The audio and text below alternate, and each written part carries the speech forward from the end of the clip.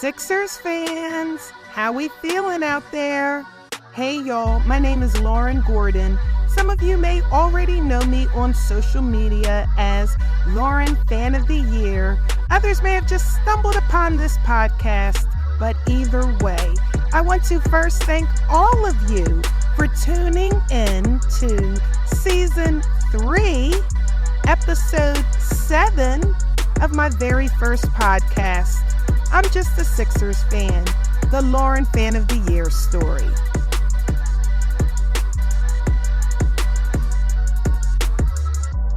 Now let's continue the story. Y'all, the time is still February 2022. I had just traveled to Chicago for my birthday 3 weeks prior to see my Philadelphia 76ers play the Chicago Bulls on the road. As mentioned, my bucket list is to see the Sixers play in every single NBA arena. The United Center was the 9th arena on my list, and I was now getting the bug to travel to another road game. I thought, it makes sense to go somewhere close, so that way I wouldn't have to pay for airfare or even hotel. That's usually the biggest expense. Visualizing the NBA map, I was like, I've been to Brooklyn to see the Nets. I've been to D.C. to see the Wizards. I know. I'm going to Madison Square Garden. I'm going to see my Sixers play the New York Knicks on the road. I asked Kendall if she wanted to go with me, considering it would just be a day trip. Of course she was down.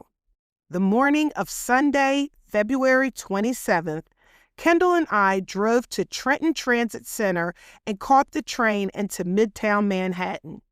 It was a chilly morning, and we saw a few Sixers fans on our train. Can y'all believe we were still wearing masks during this time to slow the spread of the COVID-19 virus? This was also Kendall's first time on a train. Now, I had been on a train before, but never to a Sixers game. So this was a first for both of us. Kendall and I took the train to the end of the line, which is New York Penn Station, also known as Moynihan Station. And once we got off the train platform and we were inside the station, there were plenty of restrooms and stores and boutiques and even some eateries. We took our time and just walked around a little bit, checking out a few of the shops since we had arrived early and had some time to kill before the doors opened to the arena. Above the stairwell was a sign that said, Madison Square Garden Arena, with an arrow pointing to the direction of the entrance. We followed the arrows, and y'all, to my surprise, we were already inside the arena. We were here, Madison Square Garden. I was like, pause, hold up. You mean to tell me the train pretty much stops inside the freaking arena? Like, I was not expecting that. I was like, damn, this is so cool. Now, fast forward a bit. This is why I was pro Sixers Arena in downtown Philly. I didn't want to destroy Chinatown, and I hated how the whole thing became political. I just wanted our own arena, one we didn't have to share with the Flyers, and I wanted to create what I experienced while visiting Madison Square Garden. It's nothing like an arena in the heart of the city. Now I drive to the Wells Fargo Center in South Philly, pay $25 for parking, arrive to the arena 2 hours early to beat the traffic and get a good parking spot, and then I have to leave the game early with 5 minutes left on the game clock just to avoid the traffic jam afterwards. I have to admit, it was so convenient to just hop on a train and arrive pretty much right inside the arena. Like, that is pretty awesome.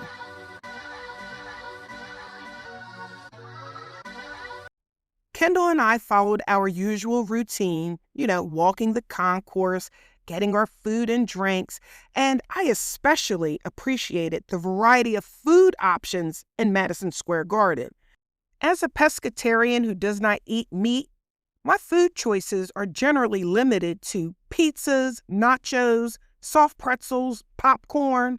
So to get a good vegetarian meal and good quality seafood options at a basketball game, well, y'all, that was quite the treat. I ended up getting sushi and veggie dumplings. I was like, yes, this is something different. And it was fresh and it was really good. Then we headed to our lower level seats and watched James Harden out on the floor in his pregame warm-up. Now, this would be our first time seeing James Harden play live wearing a Sixers uniform. His first game while on the road against the Timberwolves was just a few days prior, and this was his second game, which was also on the road. The home crowd wouldn't see James Harden until March 2nd at the Wells Fargo Center. So Kendall and I felt like we were getting a little sneak preview. I couldn't believe it. My baby and I was here, seeing our Philadelphia 76ers in the iconic Madison Square Garden.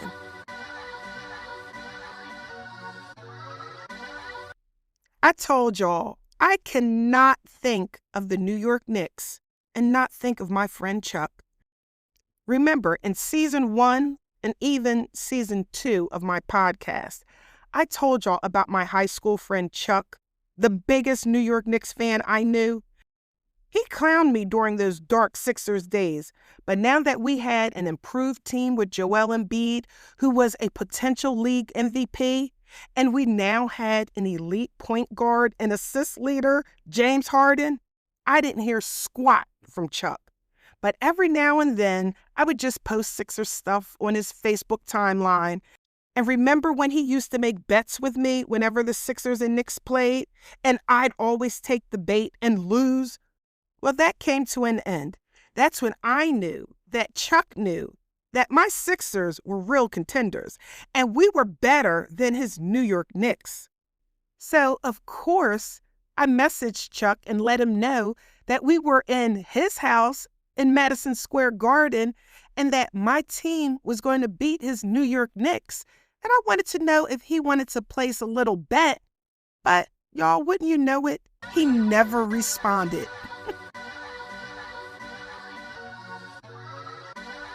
Well, y'all, Kendall and I settled into our seats. We took a bunch of selfies and just took in the moment. There were so many Sixers fans. It felt like a home game. It was like a Sixers takeover, and I loved it. We had great seats too, y'all. In fact, our seats were in the same proximity as our season ticket holder seats at the Wells Fargo Center. It really did feel like home. Kendall and I had a blast.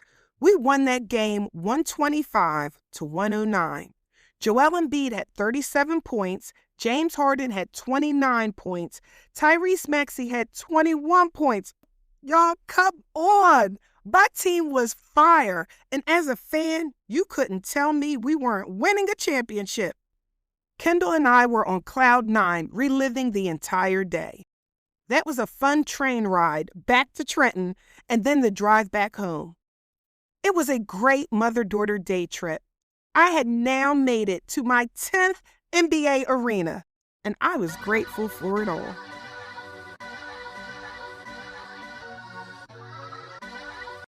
On March 1st, a video surfaced on social media and local news stations of a teacher playing the Here Comes the Sixers song for her second grade class. The kids were dancing along and knew all of the lyrics. Now, y'all, as a former Head Start teacher, seeing the kids belt out 1, 2, 3, 4, 5, 6s, 10, 9, 8, 76s. Oh my God, it was so stinking cute. I was beaming with pride. I saw myself when I was that age and those kids, most of them wearing Sixers gear. I commented on the post, "Nice job, Mrs. Persolio and second grade class in Wilmington, building our next generation of Sixers fans." The following morning on March 2nd, my goat, Allen Iverson, tweeted, "The fans in Philadelphia are the best in the world. You'll see tonight. Welcome home, killer." at jharden13. Y'all, later that evening would be Harden's home debut against the New York Knicks. We had to play them again in back-to-back games. This would be his first time playing in front of the home crowd. Kendall and I arrived at the Wells Fargo Center early. In the concourse, there was a display where we had the opportunity to sit on the actual floor where Wilt Chamberlain scored 100 points. It was a wow moment, and we even got a keepsake photo. It was the 60-year anniversary of that amazing feat, and that record still stands today. And honestly, I can't imagine anyone breaking that record. Kobe Bryant is the second player to score the most points in a single NBA game, and y'all, that's with 81 points. That's impressive, but it's still not 100 points. Jeez!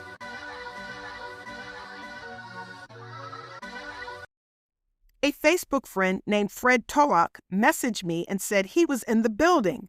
I couldn't believe it. Fred and I met through Facebook, and we interacted so much, I actually felt like we always knew each other. But that night was our first time meeting in person.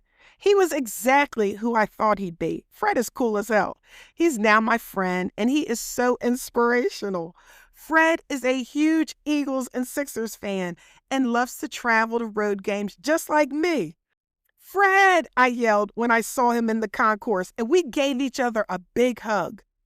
We took a photo together, and Fred posted it to his social media with the caption, "Made it to the game and ran into a real fanatic. Philly strong, nothing but love. At Lauren Fan of the Year, #Sixers." Y'all, that night, we beat the Knicks again, this time 123-109. Joel Embiid had a double-double, 27 points, 12 rebounds. James Harden almost had a triple-double, an impressive 26 points, 9 rebounds, and 9 assists. And Maxey had 25 points. Y'all, this was the big three. We finally got the missing piece we needed with James Harden. Tyrese Maxey was even playing better. I knew that James Harden would make the other players around him even better. The next day, I made a Facebook post that read, "I am so grateful for Ben Simmons wanting out of Philadelphia. If he was still here, we wouldn't have Harden, and we would have never seen how great Maxey is on the floor." Y'all, as much as it sucked with everything we went through with Ben, the silver lining was getting James Harden and seeing the potential in Tyrese Maxey. Our future looked bright.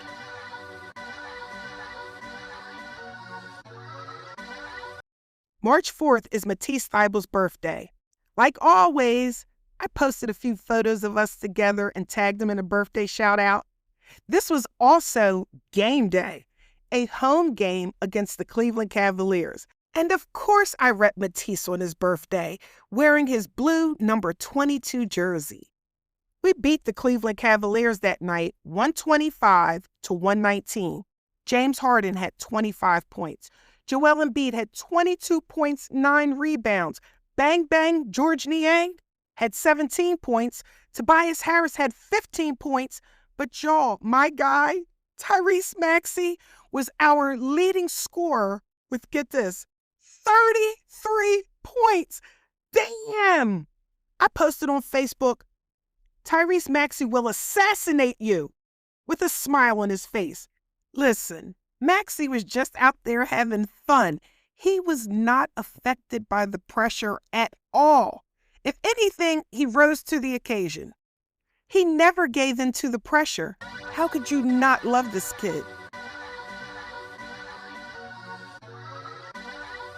Jeff Skversky from 6ABC gave us an incredible stat. James Harden, Joel Embiid, and Tyrese Maxey are the first trio in NBA history to each score 20-plus points in their first 4 games together.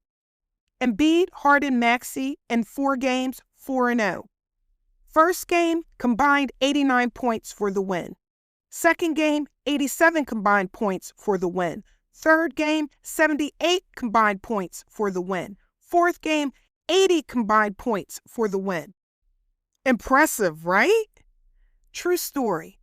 I could not fall asleep that night because of the adrenaline rush. I had been like this even as a young girl after watching Sixers games back in the day, with Dr. J, Moses, Mo Cheeks, Bobby Jones, Andrew Toney. Well, y'all, eventually I fell asleep and I woke up the following morning excited for another game. It was a back-to-back game against Jimmy Butler and the Miami Heat. I posted on social media, I can't wait to watch more amazing basketball.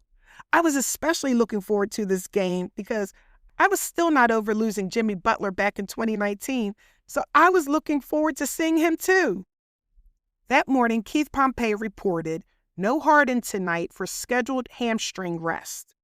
I was like, let that man rest. We don't need any setbacks due to his hamstring. Okay, no Harden, cool, no problem. We got to have the next man up mentality. I'm expecting Tobias Harris to have a huge game tonight. We lost to the Miami Heat 82-99. Tobias did have a good game with 16 points. Embiid had a double-double, 22 points, 15 rebounds, and Tyrese Maxey had 17 points. At this point, we had now played 5 games since getting James Harden. Before Harden even played his first game on February 25th, I was already looking ahead to these 5 games. I had us going 4-1, losing to Miami, so I wasn't overly concerned with the loss against the Heat. I reassured Sixers fans it's hard having to travel for the second leg of a back-to-back game. Because, y'all, even though we were 4-1 in the new James Harden era, there were still Sixers fans complaining. And I'm like, y'all, calm down. It's just one loss, and it happens.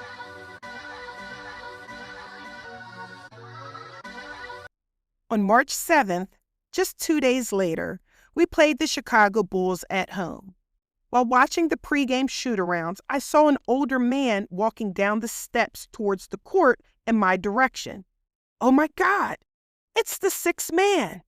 Y'all, his real name is Alan Horowitz. He's a businessman, philanthropist, and the #1 Sixers superfan. He's a celebrity in his own right. Now, y'all, don't get me wrong. In my universe, I am the biggest Sixers fan that I know. But everyone knows that Alan Horowitz is the GOAT. He is known as the sixth man and sits courtside every single home game wearing his six-man jersey. Fast forward, years later, Alan Horowitz would be inducted into the NBA Hall of Fame as a superfan. I believe he and Toronto Raptors superfan Nav Bhatia are the only 2 NBA fans to ever receive such distinguished honors. Can you imagine being in the NBA Hall of Fame as a fan? Y'all, the sixth man travels to road games and he still sits courtside. I thought, wow, he must live the life. He's well known across the league by all the NBA players. And y'all, compared to the sixth man, well, I'm just a Sixers fan. So I was excited to see him for the first time this close in person. So as he gingerly came down the steps towards the court, I ran up and met him halfway and enthusiastically said, "Oh my God, it's the sixth man. It is my pleasure to finally meet you." He smiled and said, "Thank you." He's so nice, and even agreed to take a few selfies with me. And I was like, wow. What another great fan experience. I am so inspired by Mr. Horowitz. I also want to use my Sixers fandom to be a blessing to people in the community. Blessings come in many ways. I give when the Spirit moves me, which is often, with no fanfare. Now, I am nowhere near the financial security as Mr. Horowitz, but it doesn't stop me from giving what I can, when I can. It isn't always monetary either. It can be measured in spending and giving time, or just making people smile and feel good. I knew that I would always represent kindness, inclusion, respect, and love, as a Sixers fan and bring happiness to others doing so.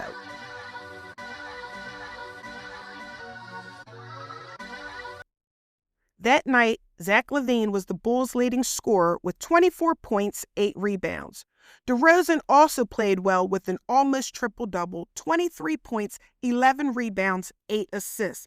But y'all, it wasn't enough because we beat the Chicago Bulls 121-106. Tyrese Maxey had 17 points. James Harden had 16 points. Bang Bang George Niang had 14 points. But y'all, my MVP, Joel Embiid, had 43 points, 14 rebounds in 36 minutes. Wow, Embiid is unstoppable. Every time Joel Embiid stepped foot on the court, he was a physical threat, whether it was on offense or on defense. We won 5 of the last 6 games. It felt incredible being a Sixers fan. I looked at the upcoming schedule, and next up was the game I had circled on my Sixers calendar for 3 weeks now. In 3 days, we would host Ben Simmons and the Brooklyn Nets at home. This was the game that not just Sixers fans, but NBA fans across the league were waiting for. Let's go.